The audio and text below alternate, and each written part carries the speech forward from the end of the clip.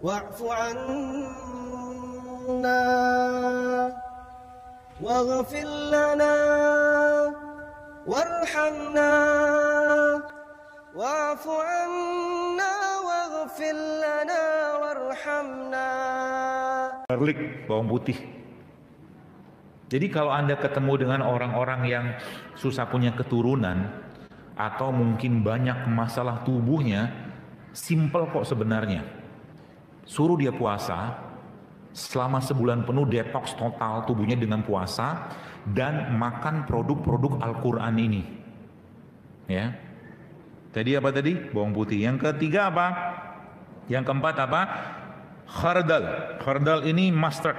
Mustard ini dalam surat ke-21 ayat 47 atau surat 31 ayat 16. Apa itu? Biji-biji rempah. Semua komponen. Jadi lihat, manusia dari tanah, ya, manusia diciptakan Allah dari saripati tanah. Dari mana kita bisa mengakses kebutuhan magnesium, kalium, segala macam tadi, kalium segala macam dari tanah juga. Ya, itu kata kuncinya. Jadi semua bumbu-bumbu itu bisa membuat mudah melahirkan. Kenapa saya bisa berkesimpulan ini?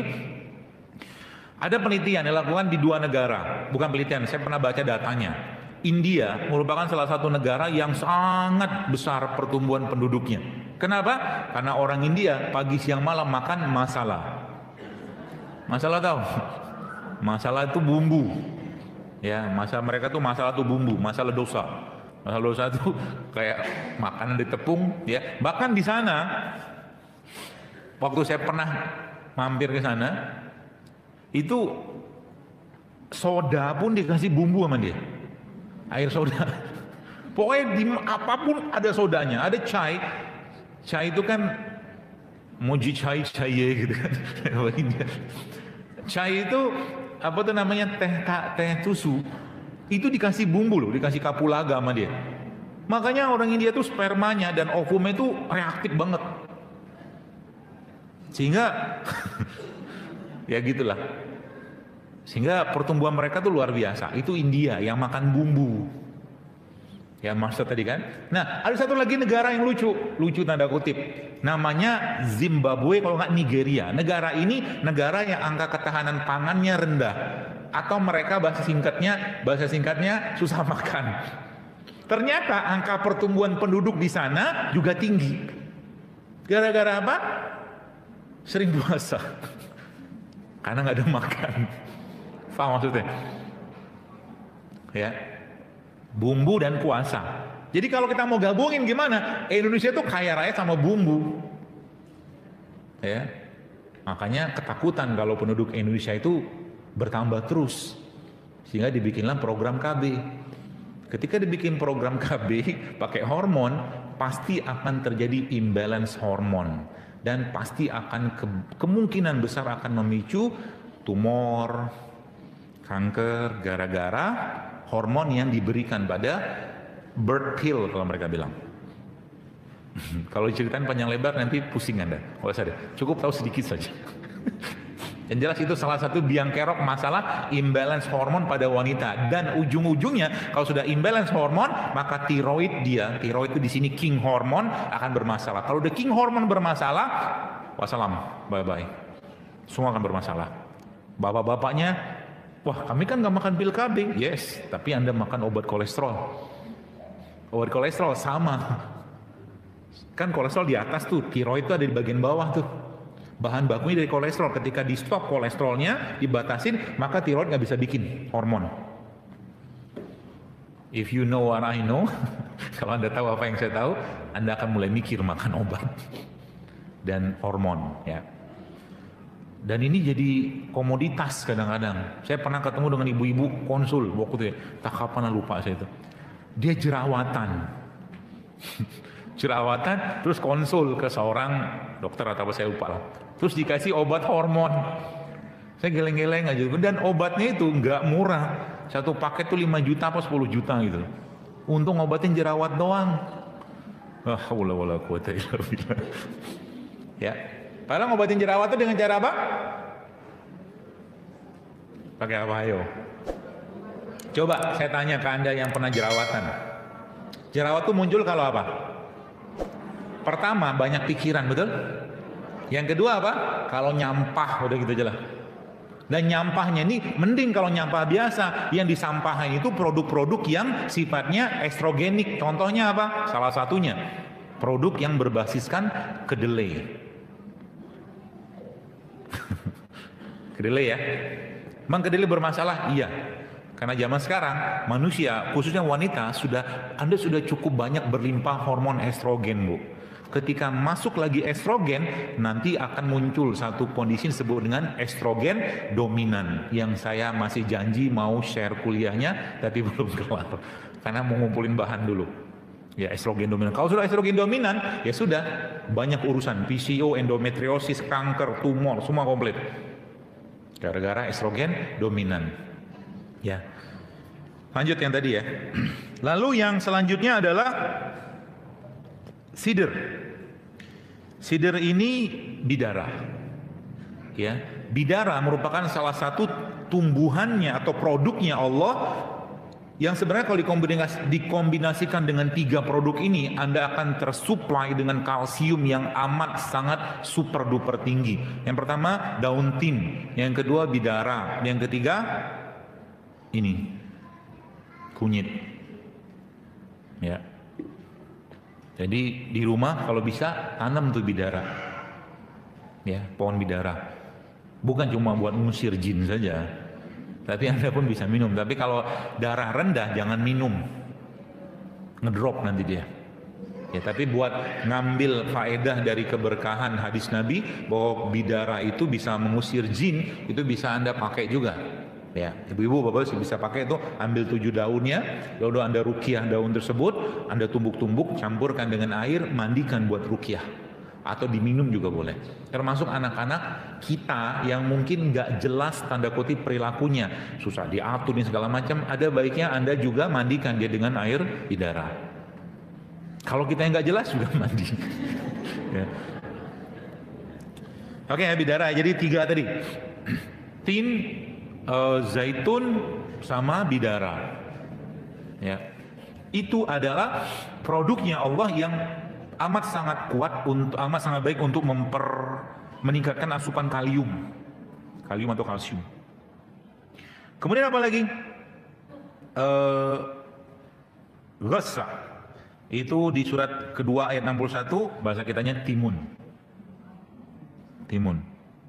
Kemudian apa lagi? Yaktin dalam surat ke-37 ayat 146. Apa itu yaktin?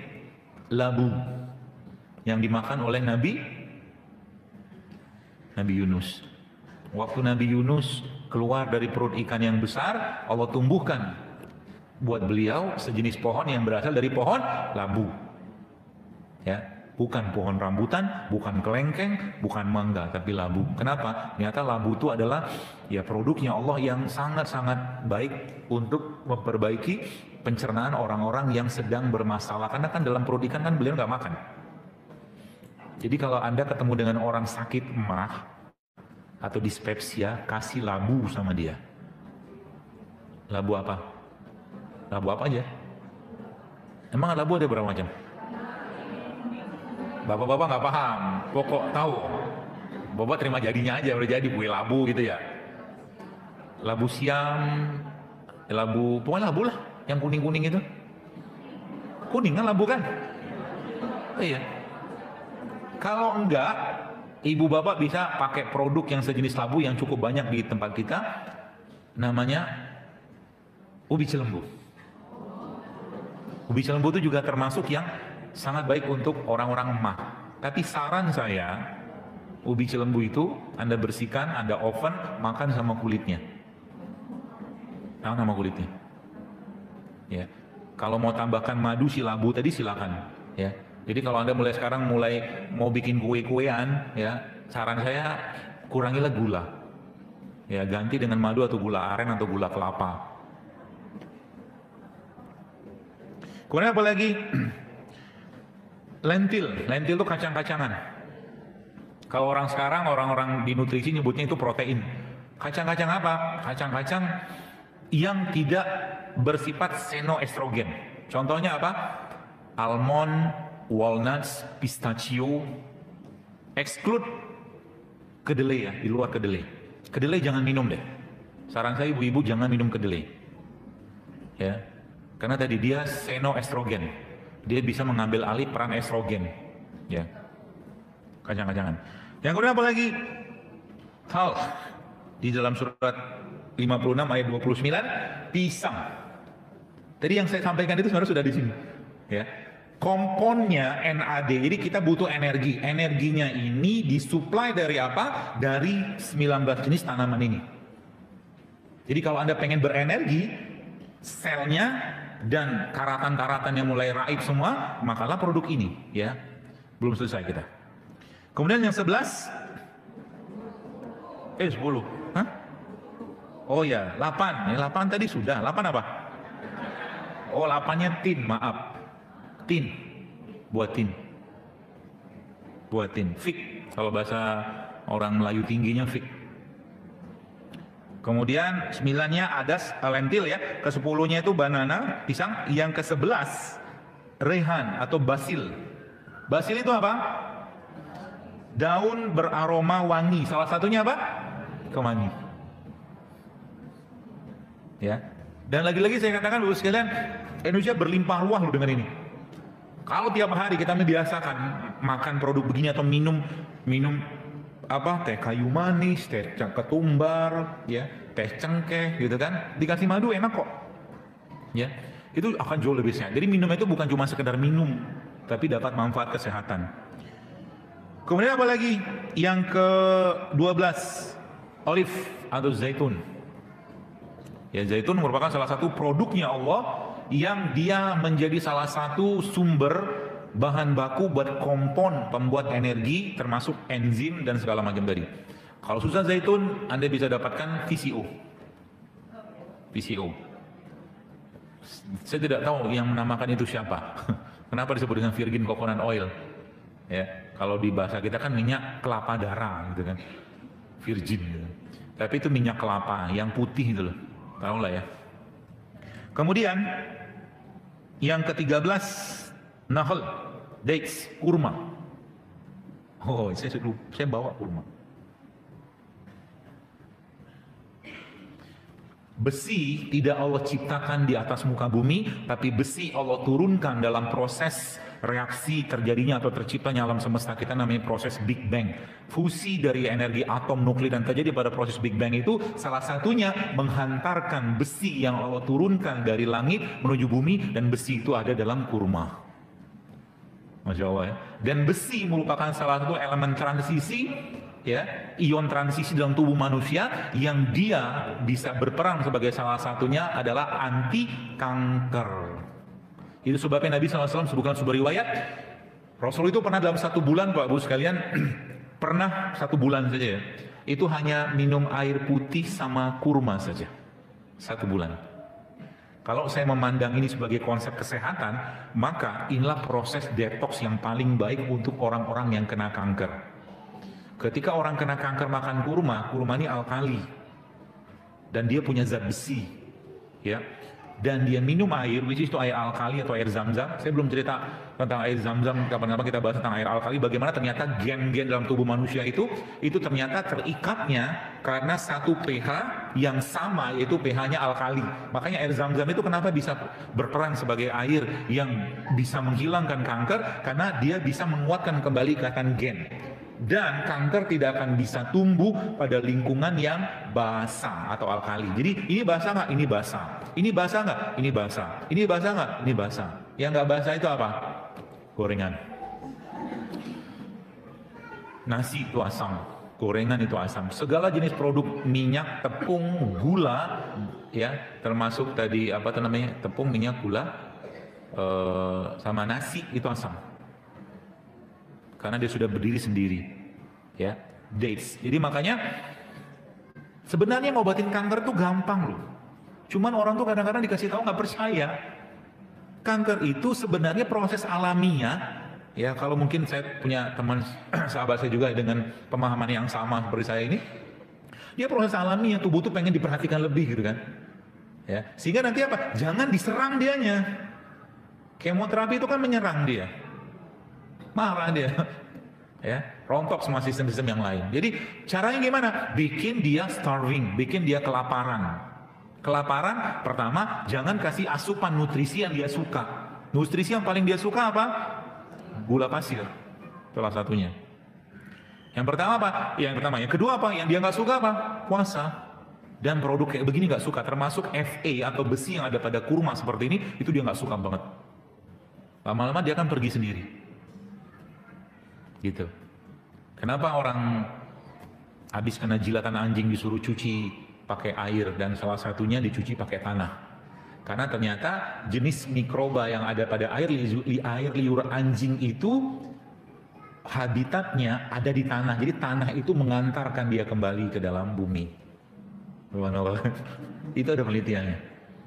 Ya, begitu luar biasa sunnah-sunnah Nabi Bapak sekalian. Jadi kalau kita ikutin tuh, insya Allah akan jauh lebih sehat. Ya, itu ya kurma.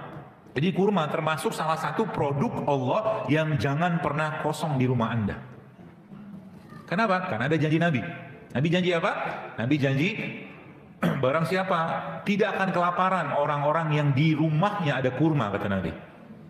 Ya, apalagi kurmanya kurma yang ada hadis secara khusus, kurma ajwa misalnya. Tapi kalau nggak ada juga hadis kurma biasa juga nggak apa-apa. Kenapa bisa bikin kenyang? Karena di sini ada enzim. Jadi kalau salah satu yang saya paling suka untuk bikin alpukat itu saya akan cincang-cincang ini, ya, kalau nggak saya blender, saya cincang-cincang, saya kasih madu sedikit, saya kasih kurma, alpukatnya saya cincang, terus saya makan. Itu sudah cukup kenyang, sangat kenyang. Lemak dapat, karbonya dapat, serat dapat, enzim dapat. Ya, jadi mulai sekarang diubah. شكرتم لأزيدنكم ولئن كفرتم إن عذابي